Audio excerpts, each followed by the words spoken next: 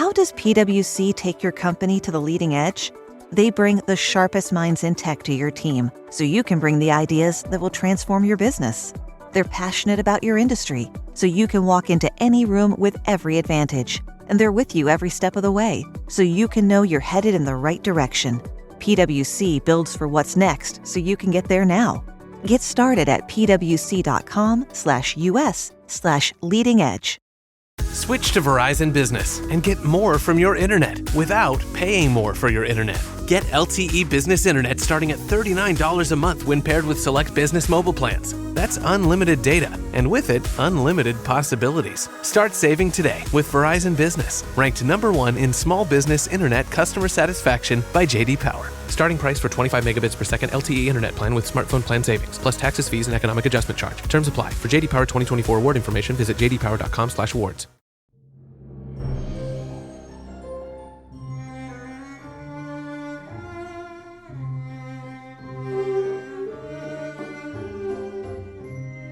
Hello and welcome to I Talk to Ghosts, the podcast that allows all the spooky shivers to take flight.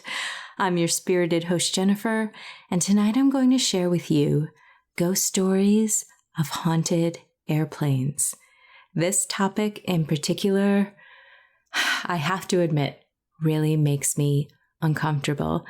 And it's not necessarily just the ghosts. I personally have wrestled with a fear of flying for most of my life. I've done a lot of work to counteract that, and I will fly, but still hearing ghost stories about haunted experiences mid-flight really gives me pause, and I hope I don't think about them too much the next time I am traveling.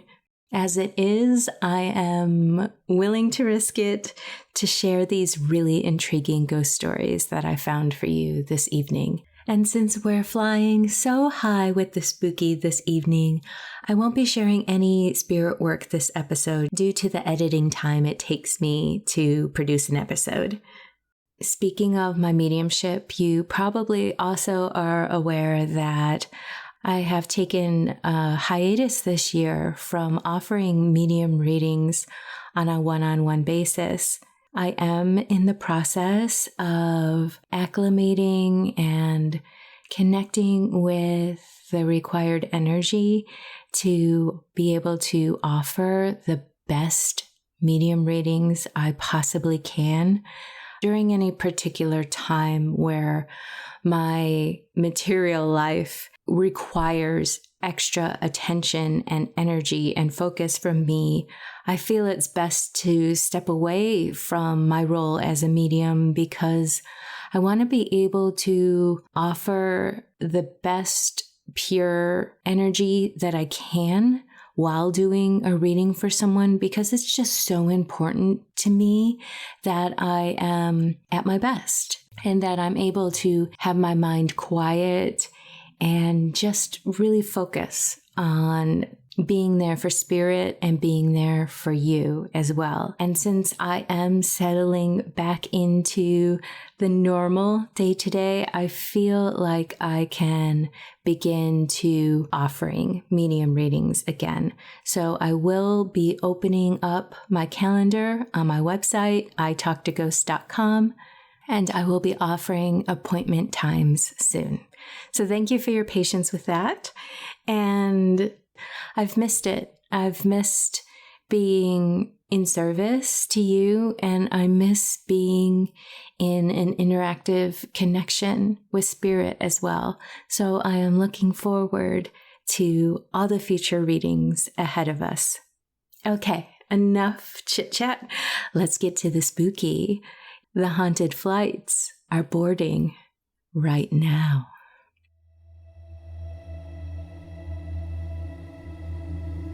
When we think of hauntings, our minds usually drift to crumbling castles or creaky old mansions, not airplanes soaring above in the blue skies. But maybe we should. From pilots to flight attendants to maintenance crews, there are chilling accounts of strange messages, ghostly figures, and inexplicable events happening at 30,000 feet. Before I share some first-hand stories, let's explore a few of the most well-known and deeply unsettling hauntings in aviation history. One of the most chilling legends to take flight, literally, is the tale of Eastern Airlines Flight 401. On April 29, 1972, the plane unfortunately crashed in the Florida Everglades during a routine approach to Miami after a tragic combination of equipment failure and human error. 101 people lost their lives, including Captain Robert Loft and flight engineer Don Repo. In the aftermath, Eastern Airlines made the controversial decision to salvage usable parts from the wreckage and installed them in other planes in their fleet. That's when the strange sightings began. Flight crews began encountering the spirits of Captain Loft and flight engineer Don Repo in startling detail. One flight attendant reported seeing Captain Loft calmly sitting in a passenger seat, only for him to vanish moments later. Don's ghost, on the other hand, seemed determined to keep working.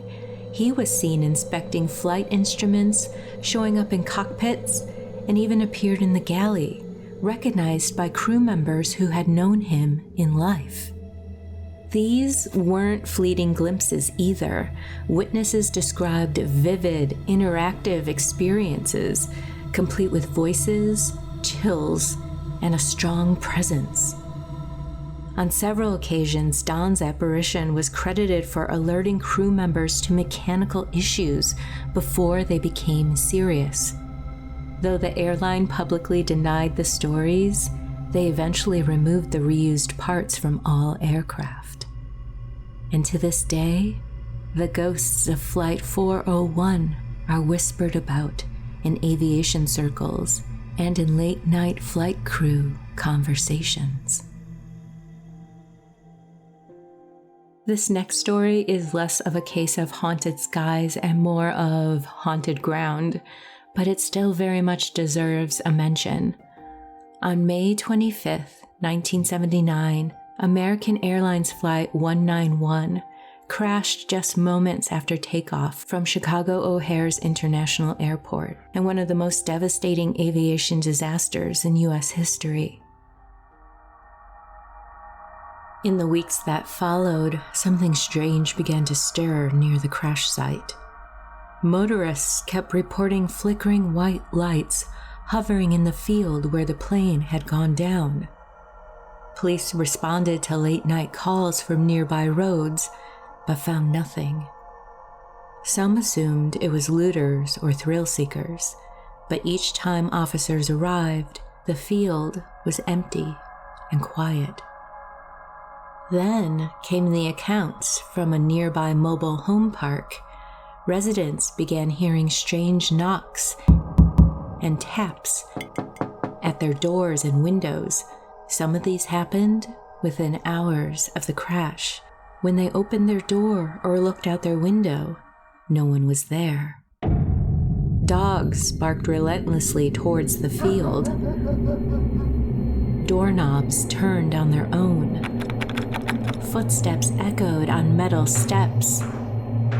And in some of the most chilling moments, one could open their door to see someone standing there, confused and anxious, saying they needed to catch a flight or collect their luggage, before vanishing into the night.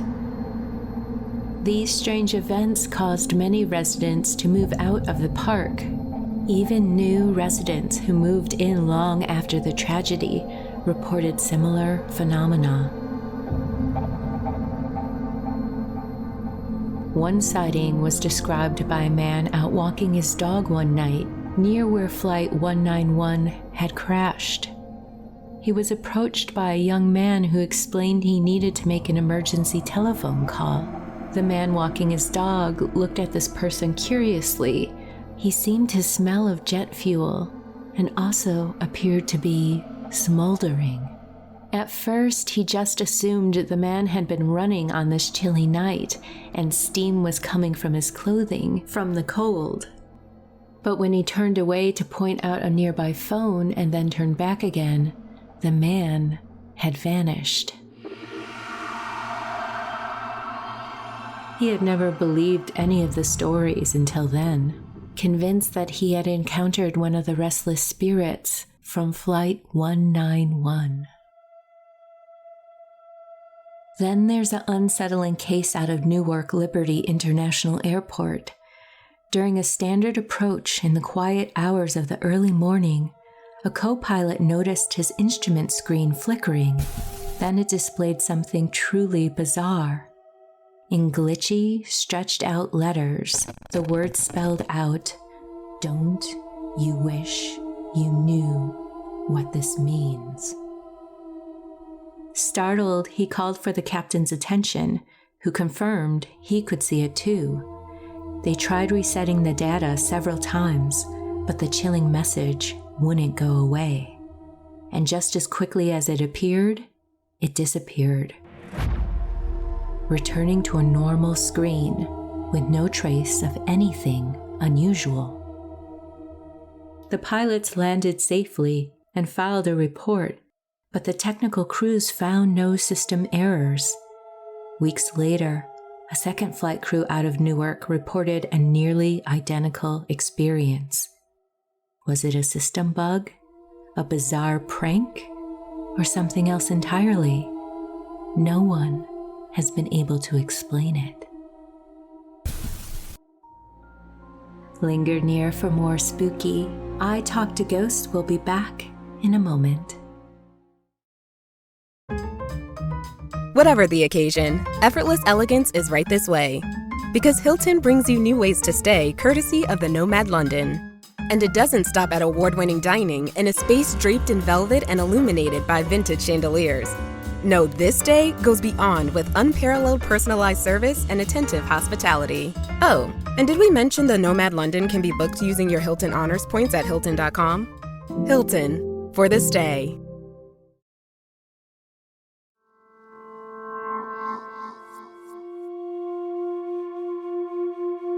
A friend of mine, who works as a flight attendant, told me the creepiest story, one that she swears is 100% true, and knowing her, I believe her. She was working a long-distance flight back to the US, and there was cargo being transported in the lower section of the plane, which isn't unusual. Partway through the flight, she had to head down to the cargo area for something. She didn't say exactly why, but she had to descend the little stairwell that leads down.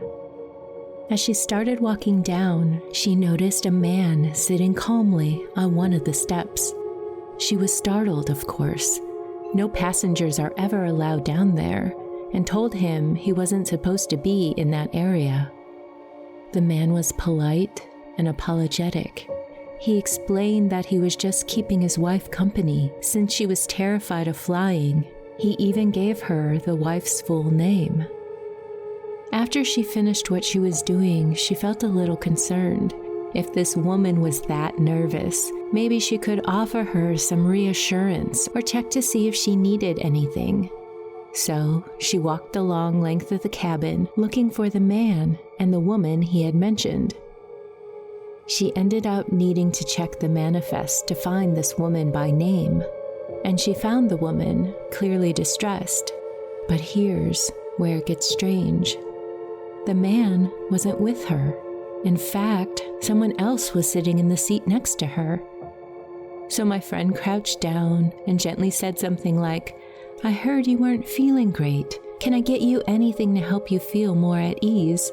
Then the woman kind of teared up and said she was doing her best, but it was difficult. She was a nervous flyer to begin with, and on top of that, she was accompanying her husband's body back home. He had passed away overseas, and his remains were being transported in the cargo hold. That's when it hit her. The man she saw sitting on the stairs, it was him.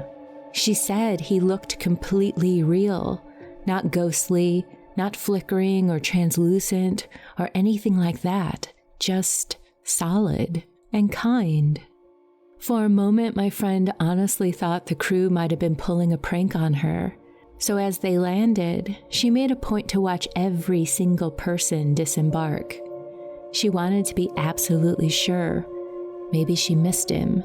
Maybe he was just a regular passenger after all. But she never saw him leave the plane. And when the cargo was unloaded, there it was, a casket. She says this experience haunted her ever since, not in a frightening way, but in a way that makes her believe, without question, that some people really do find a way to stay close to the ones they love.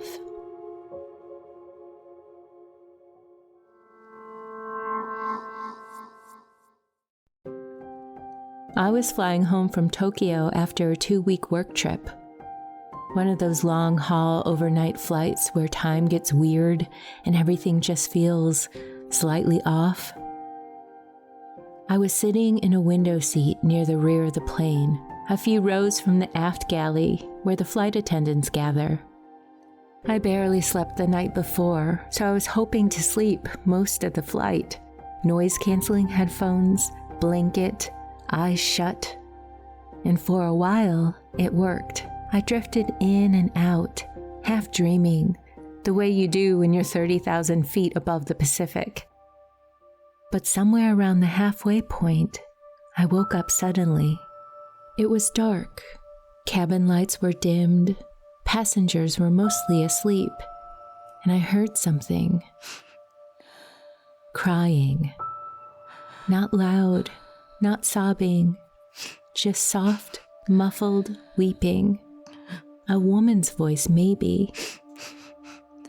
It was coming from behind me, near the galley. At first, I thought it was a passenger, someone upset, maybe afraid of flying or going through something personal. I took off my headphones and sat up slightly. The crying continued for another minute and then faded. I peeked back towards the galley. It was empty. No movement, no flight attendants, just that eerie blue galley light spilling out over the floor. I almost forgot about it until maybe an hour later when I heard it again. Same soft crying, same location. Only this time, it didn't stop. It continued for a good 5 minutes, faint, but steady. This time, I hit the call button. A flight attendant came quickly, looking concerned. "I think someone back there might need help," I whispered, pointing behind me. "I've been hearing crying." She gave me an odd smile, not unkind, but kind of practiced. "There's no one back there at the moment, ma'am. We've all been in the front of the aircraft." I nodded. Could it be coming from the lavatory? She glanced down the aisle. Both are unoccupied. Then she leaned in and said, "You're not the first person to mention it." I blinked. "What?" She shrugged. "It happens sometimes on these long flights. People hear things. Cabin noises can play tricks on you when you're tired." And she walked away before I could ask anything else. The rest of the flight passed without incident, but I couldn't fall asleep on that flight again.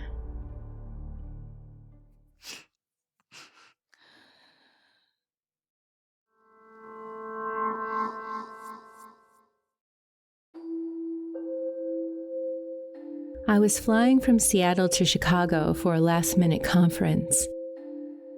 It was one of those early morning flights where the whole airport feels like it's still asleep.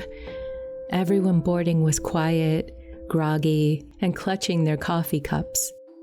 I had a window seat near the back. The middle and the aisle seats next to me were empty. Lucky break. I plugged in my earbuds. leaned back, and zoned out as the plane taxied and lifted off into the pale gray morning sky. Somewhere over Montana, I woke up from a light sleep. The plane was quiet, no drink carts, no chatter, just the low drone of the engines. I turned slightly to look out the window, and I caught a glimpse of something in the reflection. There was someone in the seat next to me. At first, I didn't move.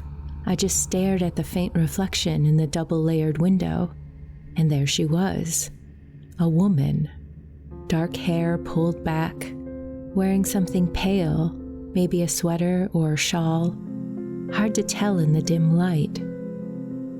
She wasn't looking at me, she was looking straight ahead, still and calm.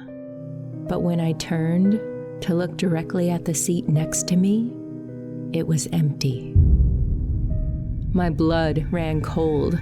I looked back at the window. Nothing now, just me. I didn't say anything. I didn't press the call button. What was I going to say? "Excuse me, there's a woman in the window, but not in the seat?" I told myself it was a trick of light, or a dream I hadn't quite shaken. Except when we landed and people stood up to get their bags, I reached down to grab my backpack and noticed something. The seatbelt in the middle seat was fastened. I hadn't touched it. I honestly got off that plane as quickly as I could. I don't talk about it much. I haven't told many people my story. But sometimes when I fly alone, I look at the reflection in the window before I turn my head, just to make sure.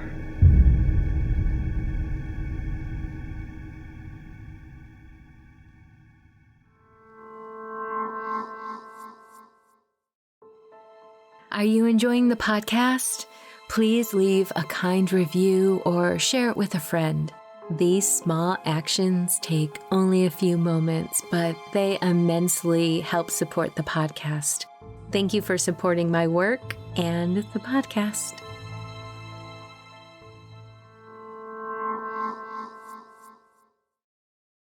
And with that, dear listener, we've reached the end of this episode of I Talk to Ghosts. I hope you've enjoyed the haunted airplane stories that I shared with you. Okay, have you ever had a paranormal experience at 30,000 feet? Oh my goodness, I think I want to hear it. I think I want to hear your story. I love a good ghost story, as you know. So please reach out. You can email me anytime at speaknow@italktoghosts.com. Leave a comment where you can with the podcast, or you can reach out to me on socials if you follow me on those channels there. In the meantime, wherever you wander off, in this world or the next, just remember, come back and visit with me. Have a lovely evening and good night. Hey everyone, I'm Erica. And I'm Elizabeth. We're sisters, wine lovers, and your hosts for the podcast Spirits Uncorked. In Season 2, we're leaving the haunted waters of Lake Lanier in Georgia and diving into all new spooky stuff. Shadow people? I've seen them. Haunted military bases? I've served on one. Local restaurants with ghostly reputations? I work at one. Okay, if something spooky doesn't happen to you, I worry about you. The paranormal is my normal. Plus, we'll sip and chat with horror authors, fascinating guests, and test out some superstitions along the way. Knock on wood. So uncork a bottle and pour a glass of the paranormal with us on Season 2 of Spirits Uncorked. Get ready for sips, scares, and sisterly sarcasm.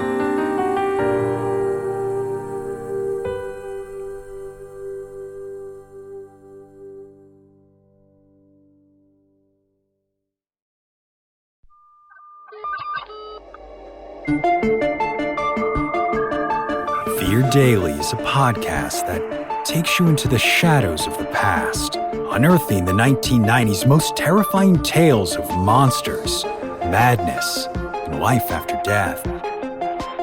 Discovered on a forgotten bulletin board server somewhere in Pennsylvania's Rust Belt, these stories are an archive of humanity's strangest encounters with the unknown as told by the people who experience them. Written by Brennan Storr, creator of the Ghost Story Guys, and hosted by Brandon Schexnayder of Southern Gothic, Fear Daily is your window into the dark corners of our world. Follow Fear Daily today on your favorite podcatcher to receive new episodes Monday through Friday each and every week.